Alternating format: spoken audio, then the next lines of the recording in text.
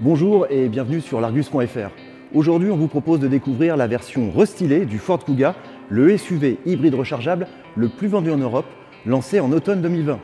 Design, moteur, habitabilité, techno, voici tout ce qui change sur ce rival des Peugeot 3008, Volkswagen Tiguan et autres Nissan Qashqai.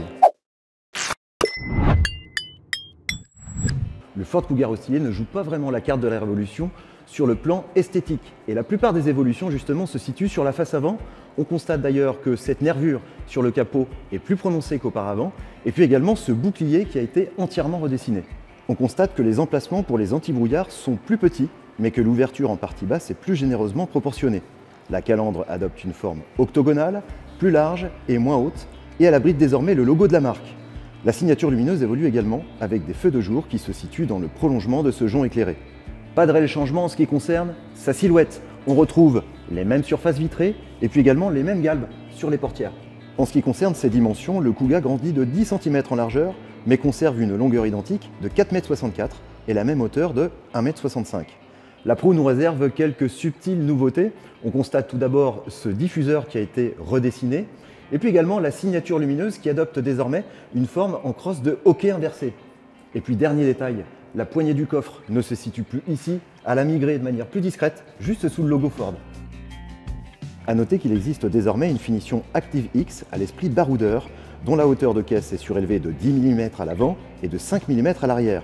Elle profite d'éléments spécifiques, comme un bouclier doté d'une plaque de protection, des barres verticales de finition noir brillant et un intérieur qui lui est propre. Alors nous sommes à bord d'une finition intermédiaire ST-Line X. Et ce qu'on peut dire à l'intérieur, c'est que les possesseurs du Kuga actuel ne devraient pas être dépaysés puisqu'on retrouve une planche de bord relativement identique qui est un petit peu épurée tout de même dans son dessin, le même volant et une instrumentation numérique de 12,3 pouces qui est complétée en option dans le pack techno par l'affichage tête haute. La nouveauté, elle se trouve en réalité juste en face de moi, c'est cet écran tactile central qui passe de 8 à 12,3 pouces sur l'ensemble de la gamme. Le nouveau système multimédia 5.4 repose sur une architecture logicielle optimisée. Il est compatible Apple CarPlay et Android Auto sans fil pour 2 smartphones connectés simultanément. Il propose une commande vocale connectée, un GPS et une radio numérique DAB avec 6 haut-parleurs dès la finition d'entrée. Aux places arrière, pas de changement. On est toujours dans les très bons standards de la catégorie avec vraiment un espace qui est suffisant. Même si la place du milieu reste relativement modeste, elle sera plutôt réservée aux enfants ou aux courts trajets. Chose intéressante, Ford a eu la bonne idée de reconduire la banquette coulissante. Elle coulisse sur 15 mm et elle permet ainsi d'agrandir le coffre pour avoir jusqu'à 536 litres, soit 50 litres de plus qu'auparavant. Une fois la banquette reculée au maximum, le volume de coffre sous tablette est de 395 litres, soit 10 litres de plus que la version actuelle. Le volume maximal, une fois les sièges rabattus, reste sensiblement le même avec 1517 litres contre 1520 auparavant. Côté équipement, ce nouveau Kuga propose une dotation relativement complète dès l'entrée de gamme Titanium. Elle comprend la climatisation bizone, un éclairage d'ambiance, un chargeur de smartphone par induction, un modem 5G permettant de se connecter en Wi-Fi, l'ouverture et le démarrage sans clé, ainsi que l'aide au stationnement avant et arrière.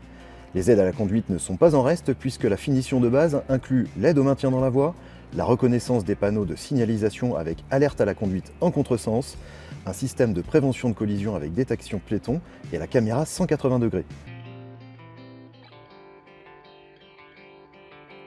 Côté motorisation, aucune version 100% électrique à l'horizon, puisque ce rôle sera assuré par le Ford Explorer qui arrivera à l'été 2024.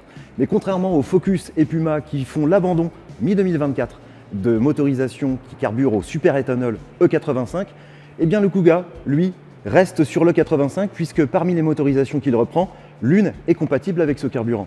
En entrée de gamme, on retrouve donc une version hybride animée par le 4 cylindres essence 2,5 litres Duratec, disponible en 2 ou 4 roues motrices, compatible au bioéthanol dans sa variante à traction.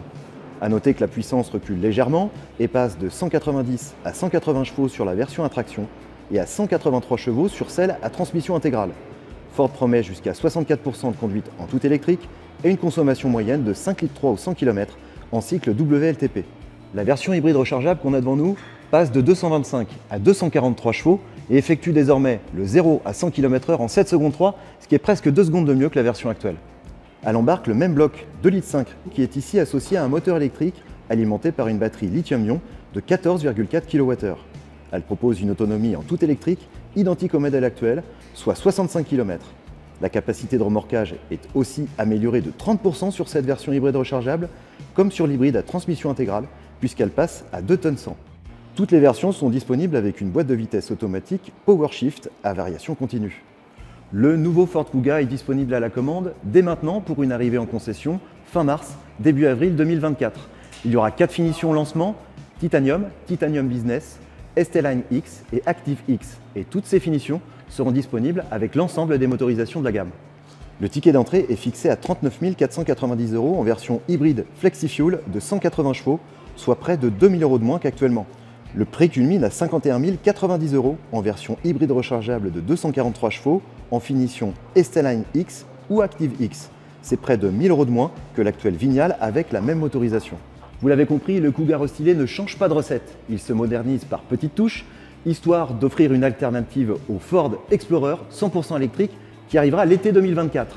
J'espère que cette vidéo vous a plu et que vous serez nombreux à nous donner vos avis sur cette nouveauté que nous ne manquerons pas d'essayer pour vous faire part de nos impressions au volant.